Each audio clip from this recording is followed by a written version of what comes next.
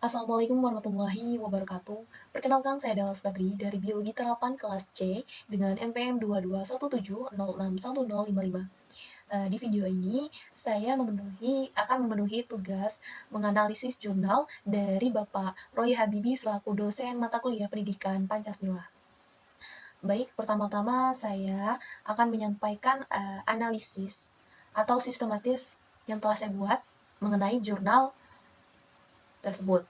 Adapun jurnalnya berjudul tentang Filsafat Pancasila dalam Pendidikan di Indonesia Menuju Bangsa yang Berkarakter.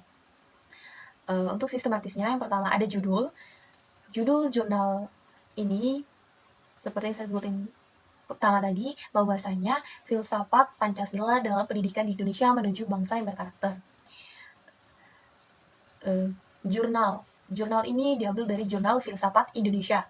Kemudian ada volume 2 nomor 2 tahun 2019. Adapun penulisnya yaitu Yoga Putra Semadi, kemudian pengulas Imelda Adiolan dan Barbun, kemudian untuk pengulasnya tanggal 10 Oktober 2019. Nah, dalam menganalisis jurnal ini juga saya menganalisis tentang tujuan dari penelitian jurnal ini. Dalam jurnal ini memiliki tujuan penelitian. Sebelum mengkaji lebih lanjut mengenai tujuan penelitian yang ingin disampaikan dalam penulisan ini, apa dahulu kita tahu tentang definisi dari tujuan penelitian. Pengertian tujuan penelitian adalah terhadap hasil-hasil seperti apakah yang ingin dicapai dari sebuah penelitian. Berdasarkan definisi di atas, pengulasan mencoba apa yang menjadi tujuan dari penulisan tujuan penelitian ini, yaitu untuk mengetahui mengenai filsafat Pancasila dalam pendidikan di Indonesia menuju bangsa yang berkarakter. Kemudian ada metode penelitian, di mana metode yang digunakan untuk menyusun artikel ini adalah studi kepustakaan. Belajar kepustakaan, yaitu menelaah sumber-sumber, baik itu buku, artikel, referensi yang baik dengan filsafat Pancasila dalam pendidikan di Indonesia untuk membentuk bangsa yang berkarakter. Telaah mencari sejenis juga dilakukan agar mendapat simpulan yang valid dan akurat. Kemudian ada hasil penelitian. Nah, dalam jurnal ini dihasilkan hasil penelitian berjudul Filsafat Pancasila Hakikat Filsafat. Nah, Pancasila filsafat berasal dari kata filsafat yang secara epistemologis berasal dari philos atau philein yang artinya cinta dan sophia yang berarti hikmah atau saya. Cinta kepada hikmat atau adalah kebijaksanaan. Menurut Sutisno 2006. Pancasila juga merupakan sebuah filsafat karena Pancasila merupakan acuan intelektual kognitif bagi cara berpikir bangsa yang dalam usaha-usaha dapat bangunan ke dalam sistem. Kajian epistemologis filsafat Pancasila sebagai upaya untuk mencari hakikat Pancasila sebagai suatu sistem pengetahuan. Menurut Titus dalam Kailan 2007, terdapat 3 persoalan mendasar dalam epistemologi, yaitu pertama, tentang sumber pengetahuan manusia, kedua, tentang teori kebenaran pengetahuan manusia, dan yang ketiga, tentang watak pengetahuan manusia. Tentang sumber pengetahuan Pancasila sebagai diketahui bahwa Pancasila digali dari nilai-nilai luhur bangsa Indonesia itu sendiri, serta dirumuskan bersama-sama oleh the founding father kita. Jadi, bangsa Indonesia merupakan kausa materialisnya Pancasila. Nah, selanjutnya Pancasila juga sebagai sistem pengetahuan yang memiliki susunan yang bersifat formal logistik, baik dalam arti susunan sila-silanya maupun isi arti dari sila-silanya. Susunan sila-sila Pancasila bersifat hierarkis piramidal. Selanjutnya, sila-sila Pancasila sebagai suatu sistem filsafat juga memiliki satu kesatuan dasar aksiologisnya, yaitu nilai-nilai yang terkandung dalam Pancasila pada hakikatnya juga merupakan suatu kesatuan. Selanjutnya ada nilai-nilai Pancasila. Nilai-nilai adalah ide atau konsep tentang apa yang seseorang merupakan hal yang penting dalam hidupnya. Nilai dapat berada di 2 kawasan, kognitif atau efektif. Nilai adalah ide, bisa dikatakan konsep dan bisa dikatakan abstraksi. Menurut Simon 1986. Nilai merupakan hal yang mengandung dalam hati nurani manusia yang lebih memberi dasar dan prinsip akhlak yang merupakan standar dari keindahan dan efisiensi atau keutuhan kata hati atau disebut juga potensi. Kemudian ada langkah awal dari nilai adalah seperti halnya manusia yang merupakan potensi pokok manusia, nilai hal tampak dalam dunia pengalaman. Dia nyata dalam jiwa manusia. Dalam ungkapan lain ditegaskan oleh Simon 1986 bahwa sesungguhnya yang dimaksud dengan nilai adalah jawaban yang jujur tapi benar dari pertanyaan. Apakah kamu sebenarnya sungguh pengen banget uh, uh, dan lain-lain. Studi tentang nilai termasuk dalam ruang lingkup estetika dan etika. Estetika cenderung kepada studi dan justifikasi yang menyangkut tentang usia, keindahan, atau apa yang mereka senangkan. Kemudian dilanjutkan dengan pengertian filsafat Pancasila dalam pendidikan di Indonesia.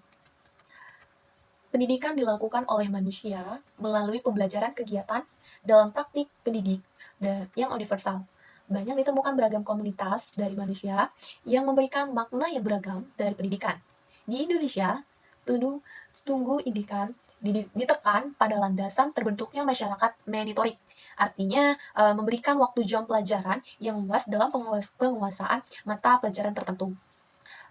Pendidikan berdasarkan terminologi merupakan terjemahan dari istilah pedagogi. Istilah ini berasal dari bahasa Yunani, yaitu paidos dan ago. Paidos artinya budak, dan ago artinya memandu. Jadi, pedagogi dapat diartikan sebagai budak yang mengantarkan anak majikan untuk belajar. Ini menurut Jumali DKK 2004. Menjelaskan bahwa hakikat pendidikan adalah kegiatan yang melibatkan guru, murid, kurikulum, evaluasi, administrasi, yang secara stimulan memproses peserta didik menjadi lebih bertambah pengetahuan, keterampilan, dan nilai kepribadiannya dalam suatu keteraturan kalender akademik. Adapun filsafat Pancasila dalam membangun bangsa yang berkarakter. Pengertian karakter menurut Pusat bahwa bahasa Depdiknas adalah bawaan, hati, jiwa, kepribadian, budi pekerti, perilaku, kepribadian, sifat, tabiat, perangai, atau watak. Adapun karakter adalah kepribadian, berperilaku, bersifat, bertabiat, dan berwatak. Menurut Musfiroh tahun 2008, karakter mengacu pada sikap, dalam kurung sikap atau perilaku, motivasi, dan keterampilan atau skill. Karakter berasal dari bahasa Yunani berarti menandai atau fokus dan bagaimana manfaat nilai dalam bentuk tindakan atau tingkah laku. Sehingga orang yang tidak jujur, kejam, rakus, dan perilaku yang jelek lainnya dikatakan orang berkarakter jelek.